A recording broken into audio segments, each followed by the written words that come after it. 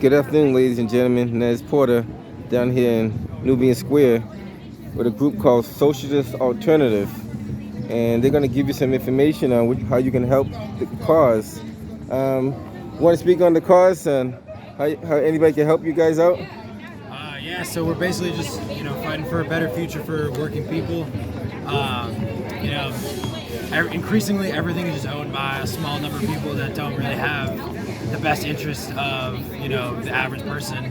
And especially in Boston, you see all around, like around here, I live in Austin, it's the same thing where all new land is just being bought up by these like massive rental companies, and they're just building all these luxury tenements and it's just pricing people out of their neighborhoods. And a lot of that stuff doesn't even get bought up by residents, it gets bought up by investors who never set foot in the apartment, and it's just an investment opportunity for them to make money on. Meanwhile, we have more people just like ending up on the street. And it's gonna get worse once evictions start up again. It's gonna happen. Like eventually the moratorium is gonna end, and there's gonna be a huge wave of evictions all across the country, definitely in Boston. Okay. And I mean, I I'm not sure. already see like kind of like a community of people living on the street around where I live, and it's just gonna grow. And you might go out one day and see someone living on the street that used to have a place to live and is getting priced out of their home. We don't have an And that's why we gotta fight for things like rent control, and we gotta talk about like community ownership of land, and not just have like a couple small companies and a couple individuals control everything. I agree. All right. Let's see if anybody else wants to speak on it. And then this back article is basically like... Hey, young lady, you want to give me any information on what you guys are supporting out here today? Yeah, so we're out here talking about rent control, the fact that rents are way too high in Boston. We need a mass movement to pressure the city to not side with luxury developers, to build high quality, union build affordable housing that working class people here in the city will be able to live in for years and decades to come. Okay. Yeah. I've been seeing a lot of that in the city as well. A lot of investors are buying up the property out here, and our government's allowing them to do it. And they're pretty much, I feel that our mayor and our governor is bought and paid by the investors. And they probably give them money kickbacks for allowing them to do that. That's what I feel. But Actually, about that, we were talking about, because one of the issues we're focused on right now is stopping the Northeastern luxury dorm building. In wow, Roxbury. that's a good point. And we were talking about in our last meeting how the company who's doing the building, I believe, is like related to the mayor, the current mayor of Boston. Kim Janey? Yeah, they're like, they're like cousins or something. Interesting, so, huh? There's kind of that vested interest for not. Well, I know Kim Janey had a big investment in getting rid of the Harriet Tubman House. And I even tried to advocate to keep the Harriet Tubman House.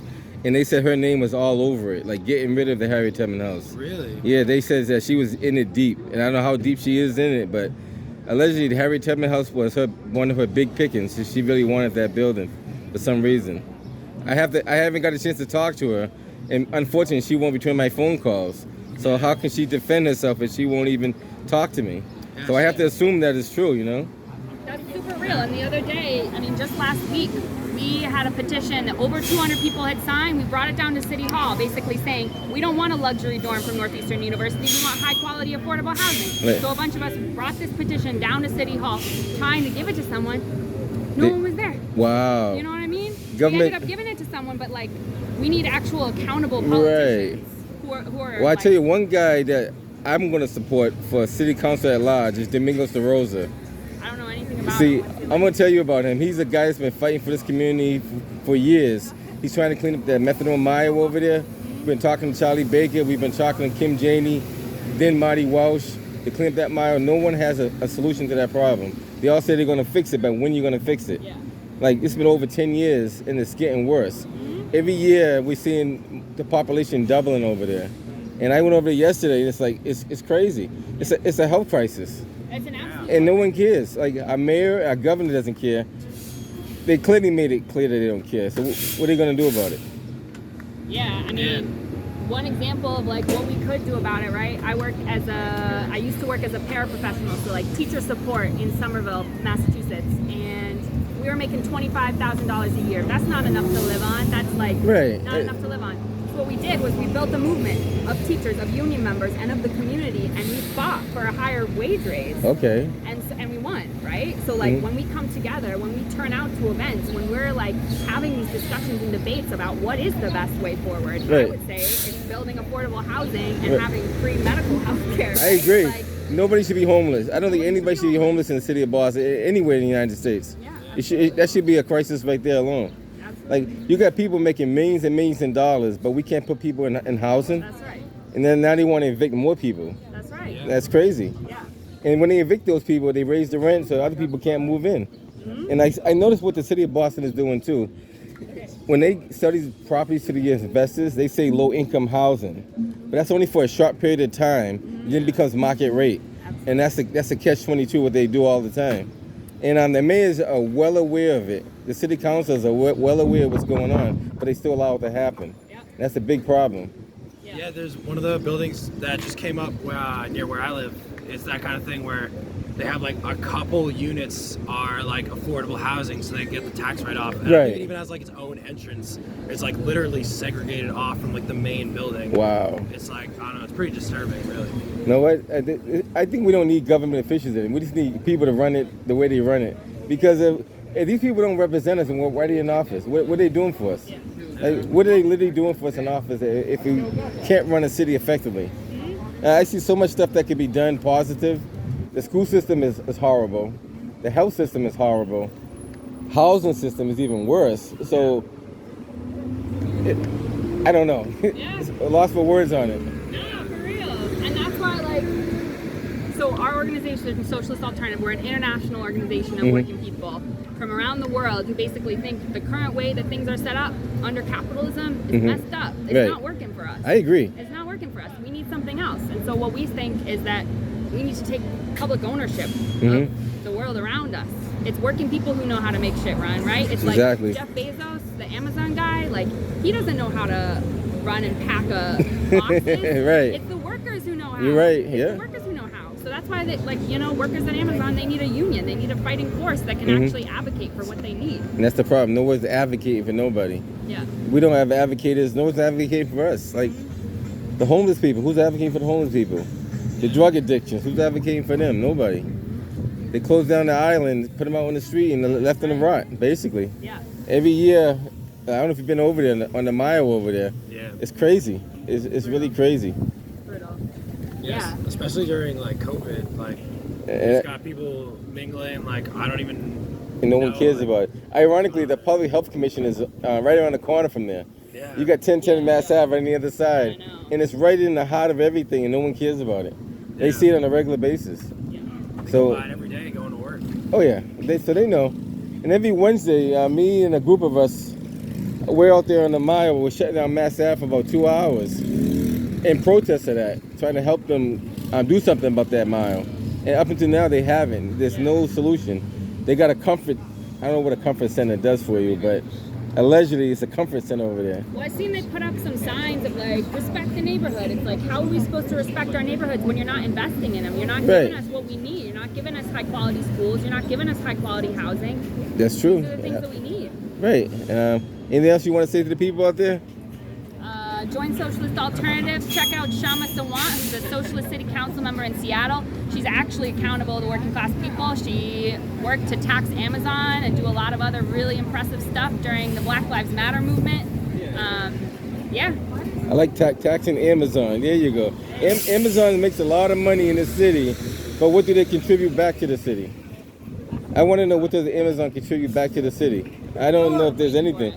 We're going to find out, though. We're going to have to find. I heard Amazon breaks a lot of rules in the city as well. I'm going to look into that. But, Broke a lot of rules down in Alabama. Really? There was an attempt to unionize Amazon workers. And they did a lot of shady shit because they don't want their workers to have a union. right. What he's strong arm.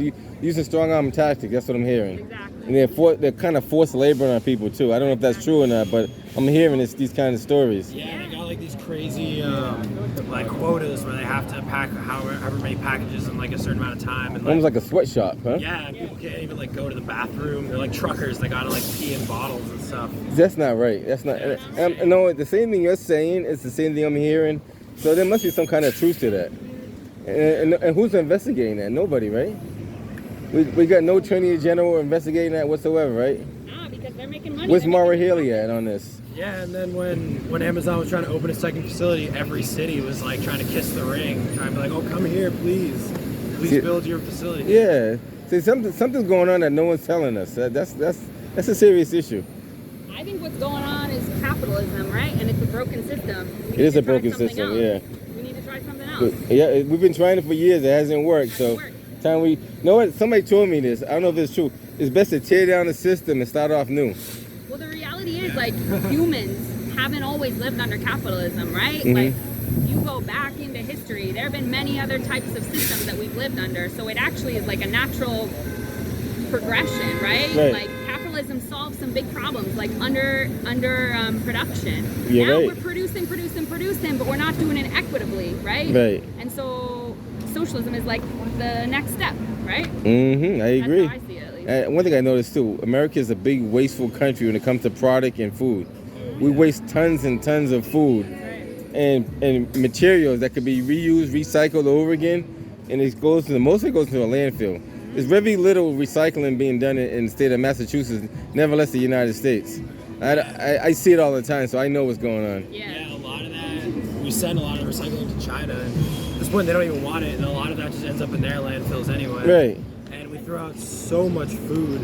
Aside from food that's like actually sold and then thrown out, there's food that's produced because the government, well, basically going back to like the Great Depression, the government would like pay you to grow food, and then they're producing more food than they actually need, so that a lot of it just gets thrown out because they don't know what to do with it. Right. And they don't have a good system to give it to people because people will say, well, you know, go bring it to like another country, except, I mean, capitalism is everywhere. So in those countries, who are you going to give it to that's actually going to give it to the people that need it? Right. And like a lot of countries where there's a lot of corruption, you might give it to the government and they'll just sell it on the black market. And, That's a valid point too. Yeah.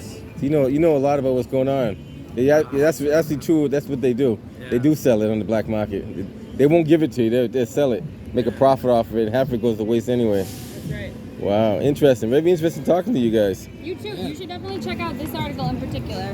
Who can solve the climate crisis? Who can solve the climate I crisis? think and I think it goes back to a couple things that you were saying, just like of what is actually necessary for us Right. to do moving forward. Yeah, we got to work on this one. It got to be a team effort. It can't be one person. Absolutely. Exactly. It's going to be a team effort to do it because we all have to collectively put our minds together, come up with a common way to figure this out. Because apparently the politicians can't figure it out, and they've been doing it for years. Yeah. So we need young minds like you guys. I think I do have my name on it. Yeah. As a matter of fact, I'm going to give you more of my information later on. Okay, cool. I'm External Affairs Porter, by the way. You're what? External Affairs. External affairs? So if you look on YouTube, type in External Affairs Porter. Okay. You will find me. Find you? will find me on there. And this is what this is gonna go to. You see this on there. All right, guys. Until next time. Thank you.